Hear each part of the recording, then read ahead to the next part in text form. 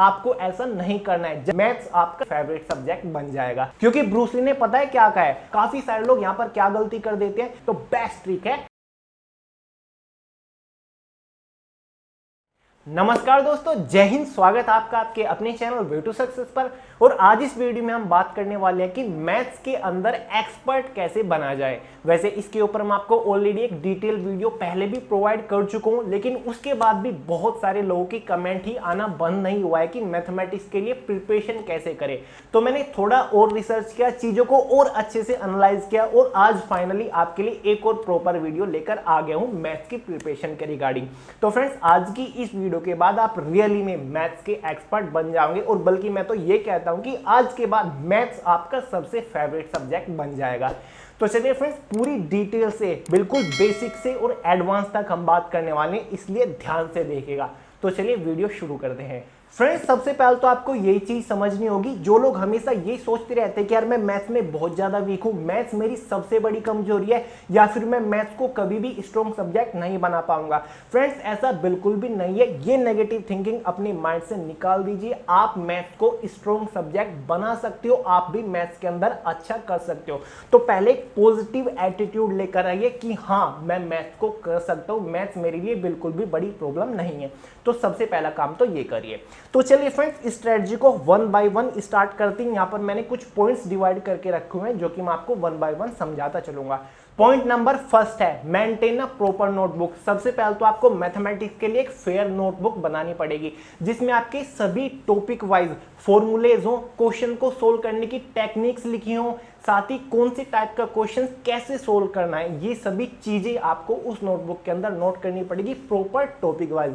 अब नोटबुक कैसे बनाएं? जब भी आप मैथ सोल्व करने बैठो, जिस भी चैप्टर पे हो, तो जो भी इंपॉर्टेंट चीजें आपके सामने आती हैं, क्वेश्चन को कैसे सोल्व करते हैं, क्या आपके प्रॉपर फॉर्मूले हैं चैप्टर वाइज, वो आपको सभी हमेशा नोट करते चलनी है। ये नोटबुक आपकी आखिरी टाइम तक काम आएंगी, सिलेक्शन लेने तक, क्योंकि जब आपका कोई भी एग्जाम होगा उसके एक दिन पहले आप कंप्लीट मैथ का रिवीजन कर सकते हैं इस नोटबुक के अंदर से, तो बहुत ज्यादा इफेक्टिव रहेगी।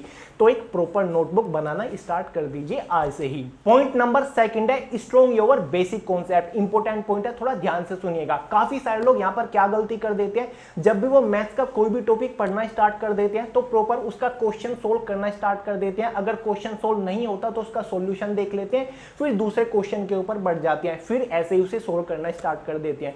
तो फ्रेंड्स, आपको ऐसा नहीं करना है। जब भी आप मैथ्स का कोई टॉपिक पढ़ना स्टार्ट करें तो सबसे जरूरी है कि उस टॉपिक का पहले बेसिक कॉन्सेप्ट आप क्लियर कर लो।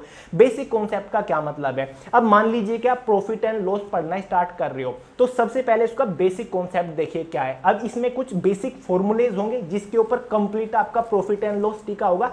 एग्जांपल के साथ समझाता हूं। मान लीजिए कि प्रॉफिट निकालना है, तो इसका बेसिक फॉर्मूला क्या होता है? Selling price minus cost price. अब आपको प्रॉफिट परसेंट निकालना है, तो इसका बेसिक फॉर्मूला क्या होता है? Profit divided by cost price multiply by 100। अब आपको सेलिंग प्राइस निकालना है, तो वो क्या होता है? 100 plus profit percent divided by 100 multiply में कॉस्ट प्राइस। तो ये बेसिक तीन फॉर्मूले होते हैं। अगर आपको लॉस के ऊपर काम करना है तो वहां पर प्रॉफिट की जगह लॉस हो जाता है और प्लस की जगह माइनस हो जाता है। तो ये तीन चार चीजें बेसिक कॉन्सेप्ट है। अगर आपने किसी भी टॉपिक का बेसिक कॉन्सेप्ट अच्छे से क्लियर कर लिया तो समझ लीजिए आपने वो टॉपिक 90% कवर कर दिया। अब किसी भी टॉपिक का बेसिक कॉन्सेप्ट क्लियर करने का सही तरीका क्या है? जब भी आप मैथ्स के अंदर कोई भी टॉपिक पढ़ने बैठते हो तो उसके स्टार्टिंग में आपको उससे रिलेटेड इंपॉर्टेंट फॉर्मूलेज मिल जाएंगे, कुछ कॉन्सेप्ट से रिलेटेड चीजें मिल जाएंगी जो कि आपको अच्छे से समझनी है। साथ ही उन कॉन्सेप्ट से रिलेटेड कुछ एग्जांपल सोल्व करिए जो कि उस बुक में समझाए होंगे। साथ ही एक एक कॉन्सेप्ट से रिलेटेड लगभग 10 से 15 क्वेश्चन सोल्व करने की कोशिश करिए। जैसे कि आपको प्रॉफिट निकालना है, आप बिगनर हो तो ऐसे क्वेश्चन सोल्व करिए ज्यादा से ज्यादा जिसमें प्रॉफिट निकालने को कहा गया हो। अगर आपको प्रॉफिट परसेंट निकालना है तो ज्यादा से ज्यादा क्वेश्चन प्रॉफिट परसेंट वाले सोल्व करिए, ताकि आपका एक कॉन्सेप्ट अच्छे से क्लियर हो जाए। तो मैं आपसे फिर से कहूंगा, किसी भी टॉपिक के क्वेश्चन सोल्व स्टार्ट करने से पहले उस टॉपिक का बेसिक कॉन्सेप्ट अच्छे से क्लियर कर लो, ये सबसे बेस्ट है। पॉइंट नंबर थर्ड है try to solve solve question without using pen. अब आपको ये पॉइंट बड़ा अजीब सा लगा होगा कि मैथ्स के अंदर बिना पेन का इस्तेमाल किए कोई भी क्वेश्चन कैसे सोल्व हो सकता है। देखिए फ्रेंड, जब भी आप मैथ्स का कोई भी क्वेश्चन देखते हो सोल्व करने के लिए, सबसे पहले तो उसे ठंडे दिमाग के साथ पढ़िए, समझने की कोशिश करिए कि क्वेश्चन पूछ क्या आ रहा है। फिर उस क्वेश्चन की इमेज अपने माइंड में बना लीजिए कि क्वेश्चन आखिर सोल्व कैसे होगा, इसके अंदर लॉजिक क्या लगेगा। उस क्वेश्चन को अपने माइंड के अंदर ही सोल्व करने की कोशिश करिए।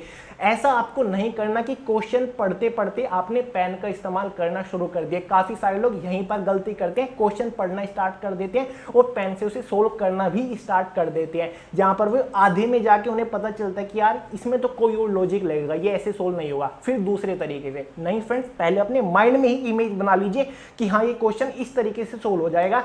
जब आपके माइंड में प्रॉपर इमेज बन जाए फिर उसे सोल्व करिए, फिर आप प्रॉपर आंसर लाइए। क्योंकि फ्रेंड्स कॉम्पिटिटिव एग्जाम में आपको क्वेश्चन सोल्व करना ही काफी नहीं होता, वहां पर आपको लिमिटेड टाइम दिया जाता है जिसके अंदर आपको क्वेश्चन सोल्व करने होते हैं। इसलिए जो फास्ट एक्शन है क्वेश्चन को देखते ही आंसर ले आने की कम से कम टाइम में, वो इसी ट्रिक से आएगी कि क्वेश्चन को अपने माइंड में ही सोल्व करने की कोशिश करें। और जब आप मैथ की प्रैक्टिस कर रहे होते हैं तो पेन का कम से कम इस्तेमाल करने की कोशिश करें। इससे आपकी जो फास्ट कैलकुलेशन वाली प्रॉब्लम है वो भी दूर हो जाएगी। तो बेस्ट ट्रिक है कि क्वेश्चन को अपने माइंड में ही सोल्व करने की कोशिश करें। पॉइंट नंबर 4 है practice practice practice, because practice is everything. ये पॉइंट थोड़ा इंपॉर्टेंट है, ध्यान से सुनिएगा क्योंकि काफी सारे लोग यहीं पर गलती करते हैं। फ्रेंड, जब भी आप मैथ्स का कोई भी टॉपिक पढ़ने बैठते हो, आपने एक क्वेश्चन उठाया और उसे आसानी से सोल्व कर दिया, फिर दूसरा क्वेश्चन उठाया वो भी आपने आसानी से सोल्व कर दिया, आपको अच्छे से कॉन्सेप्ट पता था और उसका लॉजिक भी पता था, फॉर्मूला पता था। लेकिन सोल्व करते करते आपके सामने डेफिनेटली ऐसे काफी सारे क्वेश्चन आएंगे जो कि आपसे सोल्व नहीं होंगे, थोड़े कॉम्प्लिकेटेड होंगे, जिसमें आपको थोड़ा टाइम लगेगा, या फिर कुछ क्वेश्चन ऐसे भी होंगे जिनका आपको सॉल्यूशन देखना पड़ेगा कि ये सोल्व कैसे हुआ। तो यहीं पर आप गलती करते हैं। काफी लोग क्या करते हैं, जब भी कोई कॉम्प्लिकेटेड क्वेश्चन आता है उसका सॉल्यूशन देखते हैं और फिर दूसरे क्वेश्चन के ऊपर बढ़ जाते हैं। या फिर काफी सारे लोग ऐसा करते हैं, कोई क्वेश्चन मुश्किल से सोल्व हुआ, टाइम आपको लग गया, फिर आपने उस पर ध्यान नहीं दिया, आप अगले क्वेश्चन पे बढ़ गए। तो आपको ऐसा नहीं करना है। आपको करना क्या है, जब भी आपके सामने कोई कॉम्प्लिकेटेड क्वेश्चन आ जाता है, मुश्किल से आप उसे सोल्व करते हो, तो उसे ऐसे ही छोड़ के मत जाइए, उसके ऊपर प्रैक्टिस करिए। उसी क्वेश्चन को 2 बार सोल्व करिए, तीसरी बार सोल्व करिए, 4 बार उसके ऊपर प्रैक्टिस करते रहिए, जब तक आपका अच्छे से कॉन्सेप्ट क्लियर नहीं हो जाता उस क्वेश्चन से रिलेटेड, उससे आगे मत बढ़िए। उसी टाइप के 2-3 और क्वेश्चन को सोल्व करने की कोशिश करिए। जब तक आप फुल कॉन्फिडेंट नहीं हो जाते उस क्वेश्चन के ऊपर, तब तक आप आगे मत बढ़िए। क्योंकि ब्रूस ली ने पता है क्या कहा है, मुझे उन 1000 मूव से खतरा नहीं जिनकी प्रैक्टिस एक बार की गई है, मुझे केवल उस एक मूव से खतरा है जिसकी 1000 बार प्रैक्टिस की गई है। यानी कि प्रैक्टिस किसी भी चीज को स्ट्रॉन्ग बना सकती है। तो इसी चीज का ध्यान रखना है कि प्रैक्टिस जबरदस्त कर देनी है आपको क्वेश्चंस के ऊपर। पॉइंट नंबर 5 है फास्ट कैलकुलेशन। फ्रेंड्स, मैथ्स में अच्छा बनना 50% डिपेंड करता है कैलकुलेशंस के ऊपर कि आपकी कैलकुलेशन कैसी है, क्या आप फास्ट कैलकुलेशन कर पाते हो। और आपको तो पता ही है कॉम्पिटिटिव एग्जाम में फास्ट कैलकुलेशन करने की बहुत ही ज्यादा जरूरत है, तभी आप लिमिटेड टाइम में ज्यादा से ज्यादा क्वेश्चन सोल्व कर पाओगे। अब ये ट्रिक मैंने आपको पहले भी बताई है कि कैलकुलेशंस को फास्ट कैसे किया जाए। आप ये चीज देख रहे हो, यहाँ पर मैंने कुछ रैंडम चीजें लिखी हुई हैं, जैसे कि एडिशन, कुछ 2 डिजिट लिखी हुई हैं, उनको ऐड करना है। यहाँ पर फिर मल्टीप्लिकेशंस, स्क्वायर रूट्स भी मैंने लिखे हुए हैं, माइनस भी लिखे हुए हैं, और यहाँ पर मैंने डिवाइड भी लिखा हुआ है। तो आपको डेली ऐसा ही करना है, कुछ रैंडम डिजिट्स लिखनी है जिनके ऊपर आपको प्लस एडिशन का भी प्रैक्टिस करनी है, डिवाइड, और आपको स्क्वायर रूट सभी आते हो। ऐसे ही आपको करने की जरूरत ना हो, आपको पता हो पहले से सभी स्क्वायर रूट्स वगैरह, और आप डिवाइड भी बहुत फास्ट करते हो। तो आपको ऐसे रैंडम डिजिट्स डेली बना लेनी है और उनके ऊपर इमेजिन करके आपको आंसर लाना है। यानी कि लिखने नहीं, ना कैलकुलेटर का इस्तेमाल करना है। 2 डिजिट लिखी, जैसे कि 75 + 89, उनको ऐड करिए, फास्ट कैलकुलेशन करिए अपने माइंड में, फिर उसे लिखिए, बाद में उसे चेक करिए। डेली आधा या फिर 1 घंटा ऐसे प्रैक्टिस कर दीजिए, आपकी जो कैलकुलेशन है वो ऑटोमेटिकली अच्छी होना स्टार्ट हो जाएगी।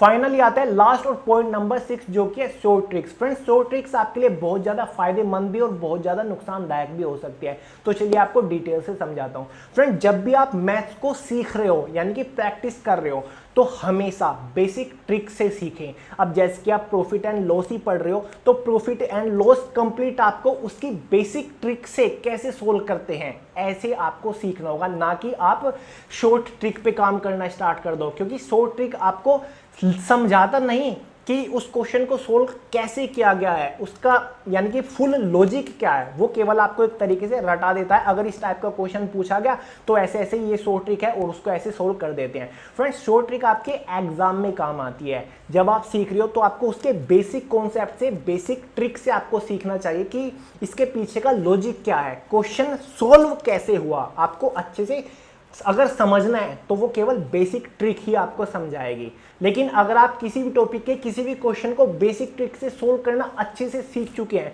तो उसके बाद आप शॉर्ट ट्रिक के ऊपर शिफ्ट हो सकते हैं, यानी कि आप शॉर्ट ट्रिक भी सीख सकते हैं। अगर आप किसी भी क्वेश्चन को बेसिक ट्रिक और शॉर्ट ट्रिक्स दोनों से सोल्व कर सकते हैं तो ज़्यादा बेटर रहेगा, आप ज़्यादा कॉन्फिडेंट फील कर पाओगे।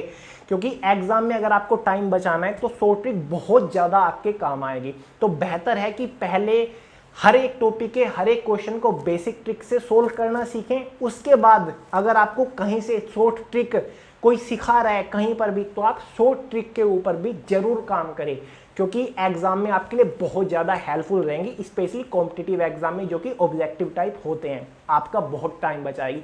तो दोनों चीज़ें अपनी अपनी जगह बेटर है, आपसे दोनों ही चीज़ें आपको आनी चाहिए।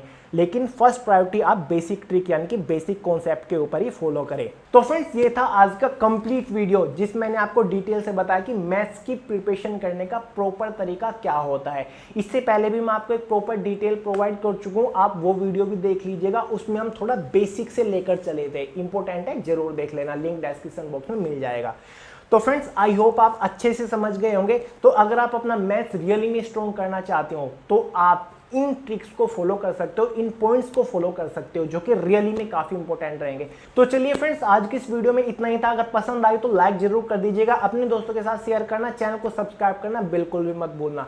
तो चलिए मिलते हैं अगली वीडियो में बहुत जल्द, तब तक के लिए जय हिंद।